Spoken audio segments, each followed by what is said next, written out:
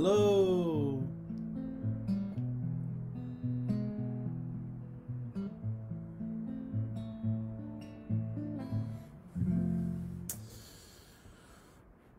Welcome, welcome, welcome. Let's see what we got going on here. Having to run two screens today. Hello, 5 people. Making sure we got everything.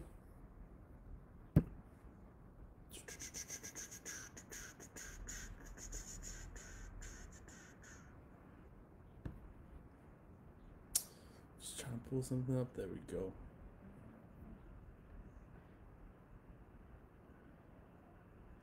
Hello, hello, hello, and welcome, welcome. Yeah, I feel like after a year of being stuck with technology, I'd be better at this, but we just got everything sorted. Sorry for being a couple minutes late, team. Thank you for being here with us on this beautiful Tuesday afternoon, wherever you are in the world. Before we get going, just checking out the comments. I have 2 screens going, so I'm going to try to keep engaged with the comments as they come up as well. And so that will be just below here. But yeah, I just want to say that. Hello, hello, hello, hello. But so today we're going to be focusing on the shift in seasons and what this means for us as Indigenous people. And I'll be sharing a little bit about the insight from the communities that I come from, both my Tongan side and also my Kiowa side. And I'd love to, again, as we're talking, just imagine me asking the question, what are you thinking? Throw it up in the chat. I would love to be able to hear you guys' thoughts and to see what you have to input into the conversation as well. So before we officially get going, hello, good day. My name is Joshua Cocker, and I am Kiowa on my mom's side. Our family is from Anadarko, Rainy Mountain region. And then on my dad's side, I'm Tongan from the Pacific by way of New Zealand. And right now, I am coming to you from my home with my beautiful wife, Eva Pagaling. Am I okay to name drop you like that? Okay, cool. Got the head nod, so I'm clear. Here in Santa Ynez, which is, I was gonna say colonizer name for it. They were colonized by Spanish first. But the original name of the village that we're living in, the same site that's been here since forever ago, is Kalawashak, which is the turtle village or village of turtles. I'm also getting a vague response. Village of turtles or turtle village? The turtle village. The turtle village. And it's beautiful out here in Southern California right now. I hope that wherever you're tuning in from, you have good weather too, and that you've had a good start to your day. But this is awesome. We got a lot of people on with us. Hello and welcome. Hello and welcome. As I said before, I come from 2 very different communities. One belonging to the sea and sands over in the middle of the Pacific, and the other the plains. So we have in both cultures a very strong tie to our seasons, but very different seasons. So in Tonga, there's like hurricane season. And then there's kind of, I don't know, you could say winter, but it's just generally colder, but it's still tropical, and very beautiful all year round. And then of course in the plains, we have all 4 seasons and sometimes in the same day. So there's a lot of time sat with by our ancestors in those spaces, and from that space they drew connection and were able to teach us a great deal about how to live according to our teachings and what that can mean for our future possibilities. And that really is what we're focusing on. The last couple of times I've been on, it's been focused on planning. And then before that, it was with my brother Tomas, talking about toxic masculinity. And then just yesterday, there's Casey talking about what our potential is. A lot of this has to do with keeping or empowering positivity in our lives, keeping in an abundance-based mindset, and finding tools to be able to add to our set so that we can encourage ourselves to move back to balance when we find ourselves out of balance. And that is exactly the type of message that we're going to continue today. And I hope that everyone has come again ready to contribute to the conversation, because what you have to say really does matter. Just so you are aware, I know that we've said this a number of times, whether it's your first time tuning into our live, or you've been here the whole time. For every day, I want to say that all of these are recorded, and all of them are saved. And if you go back and you look at what's being shown on Facebook, or what's been saved on Facebook, you're able to see the live, and you're able to see the comments in the section as well. And it's beautiful, it's powerful. As much as our team is on here being heard, you are too. And so again, I would encourage you, as these thoughts come to your mind, and these feelings come into your heart, please share them. They are welcome, most definitely. Okay, cool. So I wanted to start out with a couple of foundational principles to get us going for the day. And I guess one of them is more of an implied teaching, rather than someone like explicitly saying this to me when I was growing up, and still growing up actually. But this is more or less the feeling of what I'm trying to capture. When we were young, we had giveaways, right? All of us have giveaways at certain times in our indigenous cultures. For us in the plains, a lot of the times it's when something significant happens in your life. We're very different though from Western culture, right? You have a birthday, people bring gifts to you. You graduate, people bring gifts to you. You have a child, people bring gifts to you. You just whatever kind of celebratory thing they have, things are given to you. But it's different in the sense in our indigenous cultures, when things of importance happen to us, we give them away. And my Aunt Nisha once said that if it hurts you to give it away, or it makes you feel like kind of uncomfortable, that's what you're supposed to give away, those things.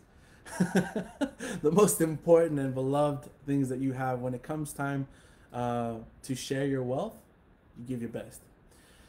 And another thing that I heard growing up too is at the table, like around family gatherings, ceremony, powwow, when we're all eating and all the kids are just little carnivores and destroying everything on the table. You'd hear my aunts say like, "Hey, y'all, calm down. If we have anything, then we have enough to share, and there's a lot here, so it's okay. Slow down, you'll be all right." But that type of thinking, that way of speaking to one another, if we have anything, then we have enough to share. When we give our best. It's really powerful, and I want to capture the spirit of those speakings as we move forward, and use that as a foundational principle of our conversation today. Another thing that I want to say too is this. So when I was younger, I learned that the world speaks, and I feel like from the time that I first heard that concept, and up until now, and much later on in the future, I'll be continuing to be a student of what that means, understanding that the world speaks. And you might have heard this before. I've said this quite a few times on our lives and in trainings, but it's always good to hear it again. It's true that the world does speak, and I'll just paint a picture about what I mean. The plant nation speaks in the language of service. They breathe for us. They provide us shelter. They give us tools and weapons. They also help, to heal and feed us. They only speak in the language of service. They grow up towards the light of the sun all their life, and when they die and they fall down, they are known by the light that they chased. This is a teaching from fire. So when you are burning wood and you see the flame, that flame comes from the great fire, the sun. And so they grow up and they learn that light, and they gift that light. In that, they teach us and they serve us by letting us know that we also will be known by the light that we chase. So be aware of the things that we're chasing. Be intentional with the things that we choose to follow in this life. So plants speak in the language of service. Water speaks in the language of love. And in that, water sustains us. Our first mother's water sustains us, like our mother's water sustained us when we were in the womb. If you go to a river, I use the example of the Grand Canyon a lot, so let's go with that. Steep canyon walls, you look down and it is loud, and the water is powerful. That water, because of those canyon walls, has power, direction, and flow. Like our love, if we have strong boundaries, people will respect us. And those who are willing to be with us in those spaces, that love between those people will have power, direction, and flow. Water does not hold on to scars. If you throw a rock in, it will ripple out, but it's not going to hold on to the mark and try to remember and look back at it every time. Look what you did to me. It just lets it go. And it's a beautiful thing. Water teaches us about love. It speaks in the language of love. Animals speak in the language of community. And both the good side and the bad side. There are predatory animals, there are herd animals. Um, and learning how to work with animals, I'm sure you've heard it before. You know, people say horses are mirrors, dogs are mirrors, all animals are mirrors. They show us more who we are and what we are capable of if we have the eyes to see. So all of creation is willing to speak to us through these ways. And the reason I was told that we hear these things and that they're trying to speak to us is because we are important. So this is the next principle that we're going to use as our foundation. We are important, and our people believe this. All indigenous peoples believe this. I'm going to use that. Yes, I'll say all indigenous peoples believe this, at least here in the Americas. And the reason why I say that is because the first thing you receive when you come into this world is an affirmation, an Indian name. And Indian names are beautiful statements of affirmation that allow a person to grow up with the best that this life has to offer. So, for example, my son's name, our son's name, is Antok. And in Samala, that means more than a friend. And that is the first thing that he was gifted when he came to this earth. My daughter's name, Toge Holoma, which means she kills in the snow. And that name was meant to, it came from a hunting story, and it was given to her for the purpose of knowing that she will be able to have whatever she needs at all times. She doesn't have to rely on other people to give her what she needs. And we chose that name specifically because we knew that she would be born a woman in a time that's pretty turbulent, and there's a lot of opinion and everyone's got something to say, and we were like, okay, we want to give her something that's going to help build her up. So these names that we were given, statements of affirmation. But it's not only that. We also know that our ancestors believed that we were important, believed that we were worthy, believed that we were meant for only the best things that this life have to offer. Because if you look at the way that they dressed, like, that is high fashion, man. These dudes were fly from the moment they walked out of their teepee, and they didn't even have running water. In the terms of like shower and plumbing and all this stuff, they still look that good. So why would our ancestors put otter furs on their hair and dress them with beautiful shells that aren't from our region? Why would we trade and then wear those things around on our bodies so that others could see us in them? They wore them. They wore their regalia, in that way because they knew that they were beautiful, and they knew they were allowed to be beautiful, and they believed that because they knew they were important. So I just want to touch back on some of the things that we've kind of covered this far before we move forward. One, that the natural world speaks to us in a language that we can understand, and most importantly, I believe, speak back to those places of origin. We can serve the plants in the way that they serve us as we aspire to live like them. We can love water in the same way. If we pray for it and are grateful for it, our animal relatives, if we offer whatever is appropriate in your community when we go hunting, things like that, we're able to speak back to them in a way that they understand too, when we're speaking the same language. So all of creation has chosen its purpose to be our success, and they choose to speak to us in a way that we can understand. We are important, that we come from the source of all creation. Yeah. And then going back to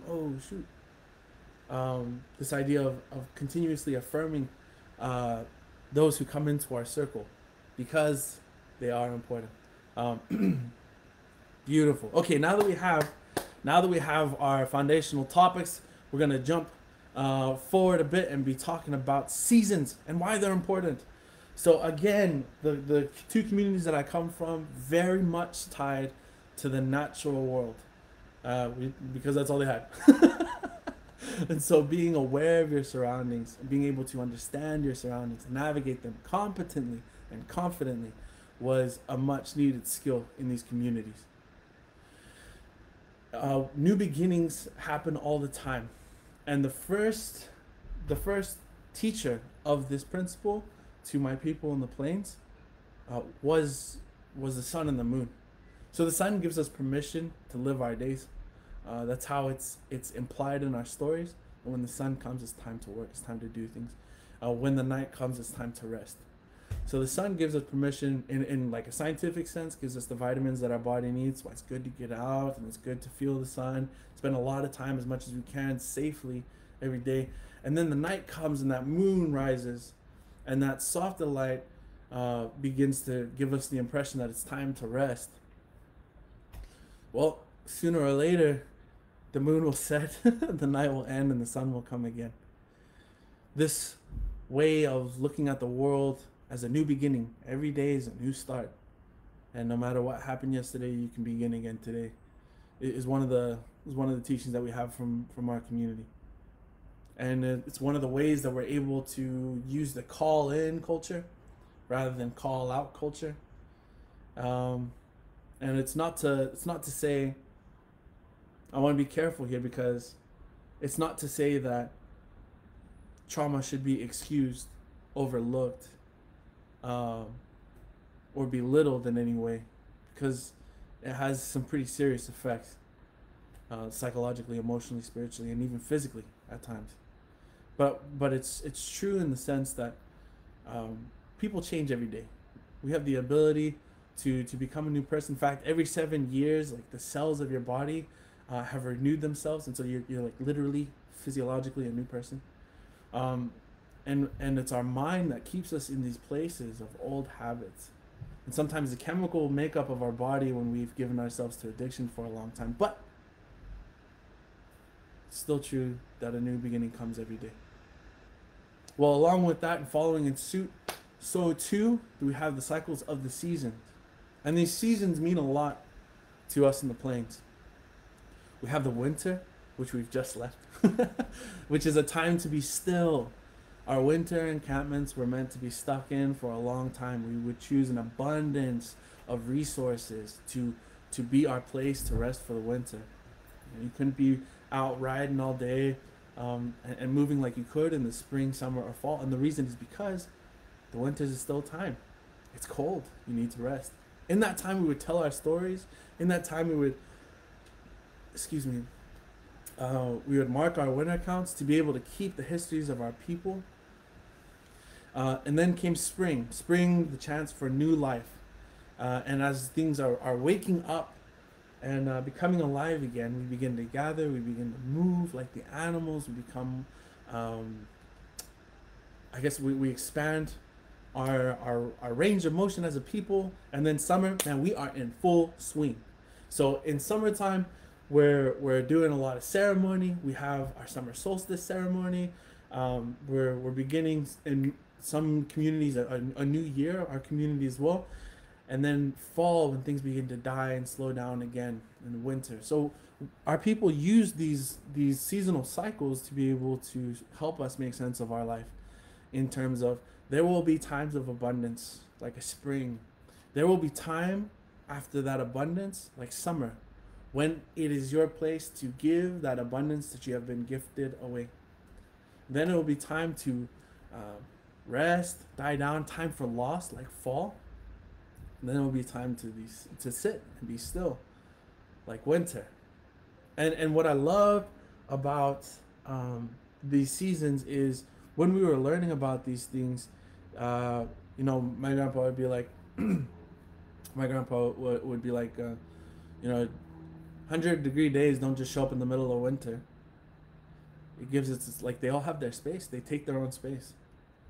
And might change with global climate change happening. I don't know if that's going to be the case forever, but it was the case when I was a kid. So for any future people watching, but so they talked about like allowing things to have their space and letting that be okay.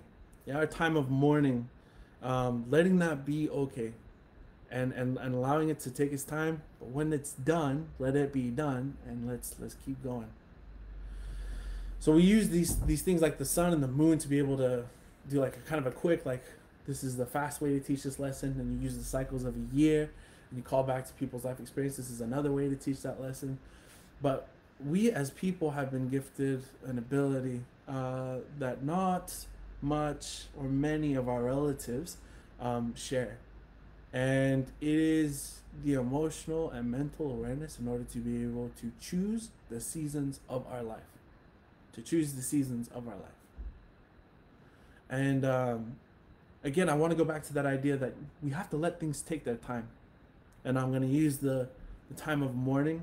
You know, this last year has been tough on Indian country and on a lot of families. And it wasn't only COVID. There were other sicknesses like cancer and other terminal illnesses that took our families too. And for many of us, we are unable to travel to be with them at this time. And it's hard. So it's good to mourn. It's good to remember those who have passed on, and to do what we can to maintain balance. Because although it is important to be honest about our feelings, it's also important in terms of mourning to remember that that passing is a part of the gift that is life, just like our birth and beginning was too. So we have the ability to choose the seasons of our life. A rhetorical question, you can put it in the chat if you would like, but what season are you in? Your mind and your heart. How do you feel? Where are you at right now? Does it feel like a winter where everything's still, you just want to be in bed forever, talk story, and drink warm drinks? Are you in a spring where you feel like you're coming alive, you've been vaccinated, you're able to go with your kids to the park and not feel guilty? Are we in a fall, or summertime? Where are you? Where are you? You know, a lot of times when we do our trainings, actually every time we do our trainings, we have these check-ins with people when we first meet them, ask them to introduce themselves, and then check in on a scale of 1 to 10. 1 being like ready to go to bed, 10 being like ready to run a marathon, make life happen. The reason why we do that is because it's important to be honest with how we are feeling. It's important for us to know where we are at. See, in the same sense, if we're going to use that scale of 1 to 10, if we're at a 1, how do we get to a 2? If we're at a 2, how do we get to a 3? It's not about being a 10, it's about knowing where we're at. And then, taking that a step further, if I know that I'm going to be working with kids, I personally, Josh, I need to be at about an 8 or a 9. Preferably a 9. So if I'm not at a 9, and if I start out my day, how am I feeling? Well, then I can do what I need to do through the day to be able to get to that space before I get to be with those kids. Same thing with these seasons. If we're thinking about it in terms of a scale, winter and summer, it's out of order, but summer being way over there as our 10. Where are we at? Where are we at? How are we feeling?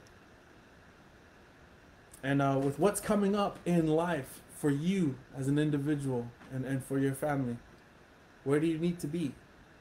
Or where would you like to be? There we go. That's a better way of saying that. Where would you like to be? Okay, if you're not in the place where you would like to be right now, then how can we get there? We have a couple of tools to be able to move through. Actually, we have a ton of tools. I don't know if you guys have seen all the power hours, but again, Native Wellness Institute is building a video archive of indigenous wisdoms in real time in this century. It's happening right now. Like this is a technical revolution for Indian country, and it's not only the Native Wellness Institute. During the time of the pandemic, there have been all kinds of people, groups, and individuals who have chosen to put out content that is beautiful and backed by their indigenous belief systems and practices. Like what we have going is actually pretty cool. We're only going to be talking about a few tools to be able to help us move from wherever we're at to where we want to be. But just know that there is a ton working out there. Like we said, the world, like it's true, the world and everything that is in existence has chosen its purpose to be your success. And it kind of feels like the internet's doing that too. So just be aware of that as we're moving forward. But I want to talk about, back to this idea of our people had an abundance-based mindset. And we use the example of affirming the young ones who were born into our communities as a way to paint that picture. It's 100% true, man. If you have ever been blessed to spend an extended period of time consecutively in the outdoors, it becomes super clear that, you know, when you're stuck with people in the woods, you got to be good friends with them. Otherwise, it's going to be a really terrible time. And so, in that traditional way of living, we had to be good friends with everyone. Well, in order to be able to have good friends, right, you have to be a good friend, because you're only going to let people treat you the way that you treat yourself. And so We had a whole bunch of people out there who were choosing to respect who they were because they could. They were choosing to be beautiful and to show that to the outside world because they could and because that's who they are and what they're worth. It was an incredible time, to be sure. There's a lot of power in those teachings, but I want to go back to this idea of abundance based mindset.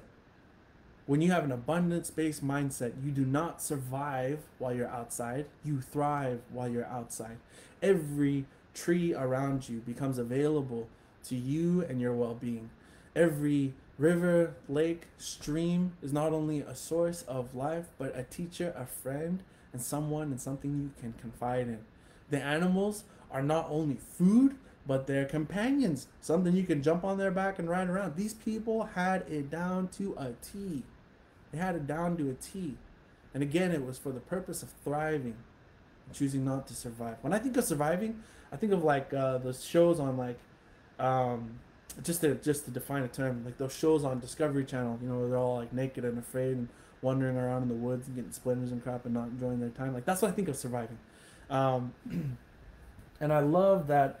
That's one of the gifts from our ancestors, is to invite us into an abundance-based mindset. So again, I want to go back to another thing that I heard growing up, right? That story I was telling about, like everyone sitting around the table, all the kids destroying all the food. I'm like, hey, calm down. There's enough for everyone. If we have anything, then we have enough to share. You draw breath every day, and you are here now. You have something, which is anything. And if we have anything, then we have enough to share.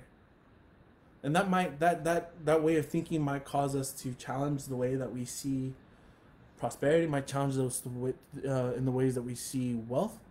But you are wealthy. You are wealthy because you're loved by everything that is. And you know, today most of the Western world and its media outlets encourage us to view wealth as money and assets and tangible things that we can hold on to. But we are wealthy because of the people that we come from.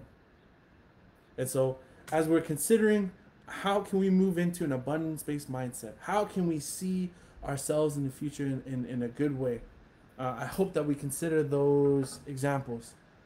And those are only two. I trust that you have so many more examples in your life that show you that you are worthy of only the best things that this life has to offer, and that you do truly sit in an abundance of wealth.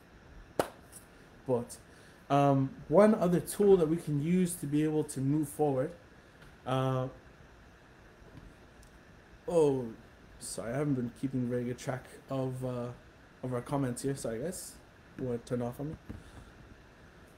One of the one of the things that can help us moving forward, as well as an abundance-based mindset, is the ability to draw ourselves back into balance by being tied to the places and the people that we come from, and that can mean a number of things. So when I say being tied to the places and people that we come from, the reason why I say that is because I believe that wisdom sits in places, and I believe that's why our cultures were so different. So we have plains cultures, coastal cultures, east, west, and we have like our relatives way up there, what we call Canada now, and then way over there, what we call Alaska now, and way over there in the Pacific, way down south. We all have different ways of living out our belief system, our cultural practices. And we even, although we have a lot of similarities, have a lot of differences in our cultures themselves. The principles and the value systems of the people is what I'm using to define culture. And Rob Johnston, actually, someone else who frequents these power hours, is the one who brought that to my mind. So as we're viewing like culture as a value system or principles that people decide to live by, like a social contract, it was different in almost every place. And I believe that it was in large part born out of the places in which we lived. We were born into specific people's families, because I believe that, yes, we are gifts from Creator, but we were born into those places because they're gifts for us too. And it is important to know who we are. the power that comes from knowing who we are and where we are from is something that cannot be bought, and it's something that cannot be given away to other people. So you can't. By that I mean we can't give our own self-worth to someone else and say, "Here, you borrow this for a little bit." Once it's yours, and it can't be shaken. I love that principle, that idea. I've seen it actually work. The wisdom of certain places be gifted to other people, and they enjoy the same blessings of knowing who they are without knowing necessarily where they're from. So I worked in wilderness therapy in Arizona for a number of years, and when I was there, 2 years, the number was 2. And when I was there, we would go out with kids, youth from the ages of 14 up to 18, and it was like 18 to no age limit for the adult program. And we would teach them how to make what we would call traditional fire, they call primitive fire. Just rubbing sticks together. And that's how we would live. That was the biggest skill that they would learn while being out there. Other than that, they're just walking around. Like, we just take them from place to place. They get vegan food. You want food, you want meat, you gotta chop it. Fish chops, or you gotta chop a 4-legged. And so just being out there without being tied to a community that is rich in culture and teachings. And by that I mean Western culture. I do not necessarily view them as being super rich as like in culture, teachings and principles. Just from being out there, walking around and rubbing sticks together, they were empowered with the tools to be able to unlock some of the secrets of their heart, like overcome addiction, like help be a positive power and influence in their families when they return home, and even at times being able to teach those who they were born to raise them. There's been a number of times where I've caught up with young people that I walked with out there, and they talk about some of the things that they learned on the trail. Is what they call their experience out there. They learned on the trail, were able to share with their parents, and come to an understanding. That's beautiful. That's awesome. And it's just from being outside. You all, as indigenous people, we all come from specific places. The coolest part is we know where those places are. That is a blessing. That is a privilege that not everyone in this life, unfortunately, is afforded. We know where we're from, and we know who we're from. And if we go and we learn and sit and love those places and those people, then we will be gifted because we have done those things. We will be gifted a portion of the power that was given to our ancestors. The stories that we revere, the pictures that we look at and we tell, historical accounts of, all the traditions that we uphold. That power belongs to us. It's not something that we look at as an outsider. It is meant to sit with us as people. And so, just for an example of what I'm saying here, how can the places that we come from empower us and bless us? To dance in our arena is an important thing, and I'm lucky to be a son of one of our societies, and to have grown up dancing. And one time we were preparing as a society, and they were talking about how the trees are breathing for us, and that our people have been dancing here for a long time. And when we're breathing the same air that they breathe. And so, let that pick your feet up and dance hard today, because we're out here dancing for those who can't dance. It was awesome. I was like, yeah, this is super cool. And so we're sitting there, and my mind goes back to that every time I go home. That's another part of what it means for me to go home. I get to go home and breathe that same recycled oxygen that's been there since the beginning of time, that ties me to my ancestors. In that way, the Plant Nation serves me. My daughter, Tsoge Horma, and our boy, Anto, they enjoy the same blessing here in their territory, and it's a wonderful thing. The people that we come from, being able to empower us and teach us who we are. There's what I mean by this is we had very specific roles as individuals in our community.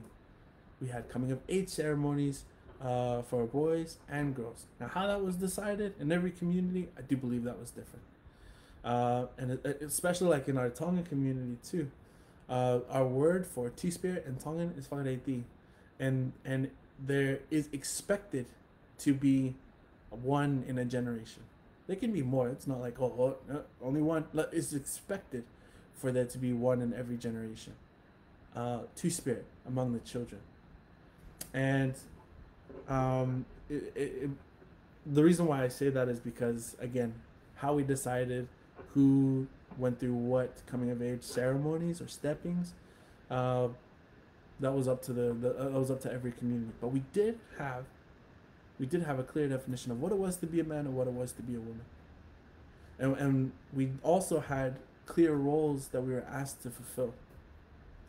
The reason why we had those things was to empower the individual and the community, again, through the individual. It's a beautiful thing. And the reason why I think that it's important to know those people, to know those ways of our people, is because that allows us to move with purpose, to live with purpose. Yeah? It gives us a clearer idea of how we can choose and which direction we should choose in our lives. Now, I know that there's a lot of communities, because of historical and intergenerational trauma, that have, for one reason or another, either lost touch with some of the descendants of those communities, or maybe even some or all of those ceremonies and teachings. But they're still out there. They're still out there, and there are ways to be able to connect with other communities and ancestral wisdom as well as that culture is naturally evolving, right? Like we went from paint to beads, or we paint to quills to beads, and now people like fancy dancers have CDs in their shields, right? It's okay for culture to evolve and change, but kind of getting off of where we're going here. But what I do want to say is this: it's more of a something to help put us put things into perspective. The Western society, where we live here in the States, the United States of America, they do not agree on things like spirituality. They don't agree as a society, as a community. They don't agree on the definitions of how individuals should act in relation to society, and by that, or spirituality, to be honest, either, because it's not necessarily a Christian nation. There's a lot going on there, and even in like Christianity, I know there was someone I was talking to recently, and they're like, no, it's a Christian nation, but there's so many different types of Christianity, and they don't agree with each other. I think that discord, I think that conflict breeds and invites the individuals who live among that community to feel that same conflict as well. And it's a difficult place to navigate. So here's what I want to say. The reason why I say that is because, and I'm going to use these examples to paint a picture of exactly what I mean. When you turn 18, you're considered an adult, and you are treated as such, and that means like however you're judged by the judicial system, your financial freedom, like everything legally is in your own hands. But you don't really have to do anything to turn 18 except for live until 18 years old, and then everything's like, oh well, it's up to you now. You gotta know how things are done. But there's not a uniform system in which the principles and belief systems of the society is taught, and it leaves a lot of people wanting in spaces where they need to be filled. I think, just a quick side note, I think that's actually where a lot of the new age spiritual let's appropriate everyone's culture comes from, right? Because there's not a clear definition, understanding, or foundation to be able to share with someone on how to be connected to the world around you and the things that we have. Okay, so we've kind of spent a little bit of time on that. But if we can be connected to the people and the places that we come from, we will be afforded the same power that was gifted to our ancestors. the people and places that we come from, gifted the same power that was given to our ancestors. The reason why I know this is 110 million% true is when we go back to these places that we come from, that our blood, our spirit, our heart is tied to, and we go and we sit and we listen to the people that we also come from, here's what happens.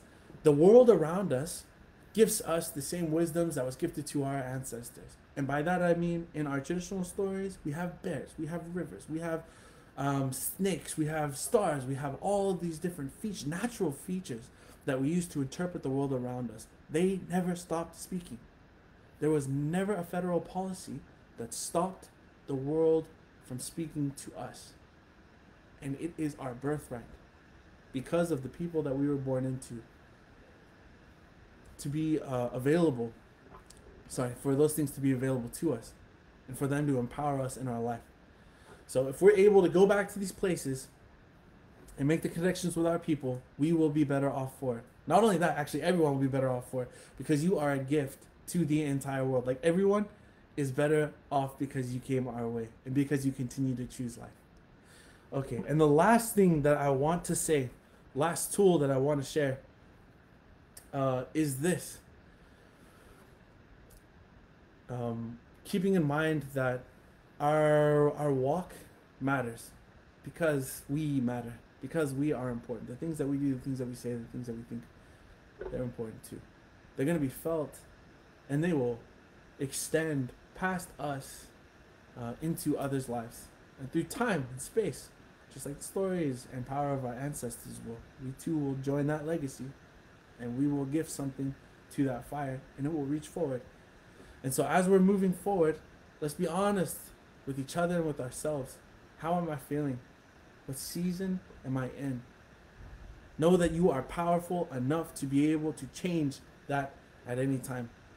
Know that everything in existence is fighting for your success. It has chosen its purpose to be your success. Know that people walked, fought, died, lived, survived all kinds of terrible things, and all kinds of incredibly great and beautiful things, truly awesome things, for us to be here now. And here we are. Awesome. Summer is coming. And for us, in my communities, it is the time to give away. On my mom's side, on my dad's side, in Polynesia, it is the time to give away and to fish and to sit, relax. It's usually like cyclone season, so not necessarily the time to go out and travel, but the time to sit, relax, and enjoy one another's company. It is a time for life to be lived to its fullest.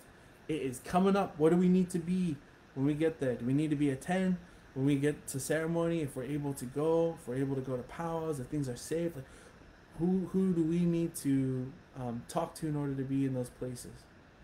You deserve those things. You deserve those things. And I said in our, I put in our title here, preparing for summer, preparing to give away.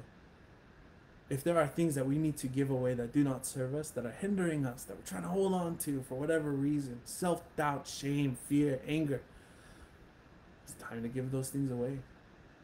If we have things that, when we're living in our abundance-based mindset, and we know that we have the power to be able to help others, we have an abundance of love. We have an abundance of motivation. We have an abundance of, ribbon skirts. We have an abundance of feathers. Okay, let's prepare to give those away. Who can we give them away to? How can we share those things that were given to us? When I was younger, my Aunt Nisha said, yes, we give away our best when it's time to give. Another thing that she said was, the only reason why we're given anything is so that we can share what we've been given. And so, wearing our regalia, honoring those people who gave us those things, we're gifting that medicine to others as well by wearing it. So don't be shy. If someone gives you a feather, put it on your head, man. Get out there and dance hard. So everything that we have been given in this life, we are able to give away. And as we join our plant nation in serving others like that, we join our waters in loving other people like that, and we join our four-legged relatives by upholding and empowering community like that, we will become just as powerful as them. We will step into the mana and medicine that we were meant for. And so I wanted to share that, and those things. And last little bit, excuse me, about 10 minutes, I wanted to share a quick story. So it's beautiful that we have enough to be able to. It's beautiful that we have the technology in a space where we're able to talk like this. There's 48 of us, fluctuating between 48 and 52, jumping on and off. There's a lot of people who aren't hearing the great things that we're able to sit and talk about as a group every day. Native Wellness Institute, weekdays, put this on 12 to 1. There's a lot of information, a lot of hours, a lot of wisdom, a lot of power out there. And for whatever reason, you know, either people don't know about it or it doesn't matter. For whatever reason, there are people who are not hearing those things. And so for those of us who are receiving these gifts, who are being filled up by this manna every day by all of these beautiful people and their insights, just like yourselves, thank you for joining me in the comments as well. I do enjoy seeing that. They deserve these things too. And so I just wanted to share this quick story. It's about a prairie dog. Well, it's about a lot of prairie dogs. So same day as a trickster spirit. And same day wanted to come down and to see all that was. He wanted a body like all of these animals. This is before people were here. And Doc was like, okay. So put same day in the spirit. He had the head of a coyote and the body of a man. And he's on a long desert plain. Same day starts walking around. He's feeling the weight of a body for the first time. The heat on his back. Oh shoot. All new. All beautiful. All good. There's something else that comes along with that body. The need to eat and drink. The days are long. The sun didn't run that fast across the sky back then.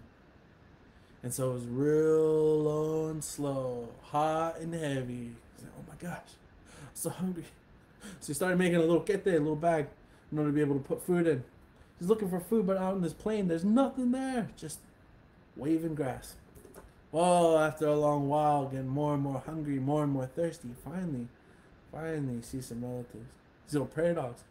Prairie dogs jump up, they recognize him. They know this dude, they can feel him. Hey, it's same day. What are you doing out here, man? It's so crazy, like in the middle of the desert. He's like, hey, actually, I've come to see you guys. In this moment, our trickster becomes the trickster. He doesn't see friends. He sees food. Same day with his bag, it's get there that he made to forage with. He says, I have in my bag a gift from the Creator for all of you. Here's what I want you to do. I want you to close your eyes like this. I want you to put your hands like so. You come up, and one by one, I'll give you this gift. Okay, but no peeking. And all these prairie dogs are like, yes, yeah, this dude's familiar, right? We know him for sure. This sounds good. Let's do this. So everybody gets into a line, just like he asked. So one by one, they're all lining up. And they're familiar with him. They know him. They love him. Like, sweet, it's going to be awesome. Close their eyes, I'll stand there. Yeah, it's going to be good. And then, dunk, move forward. Dunk, move forward. Dunk, move forward. One little prairie dog, grandpa said, little one, way out the back, kind of opened up one eye. So looking at, what the hell is that? He sees Saint Day up at the front.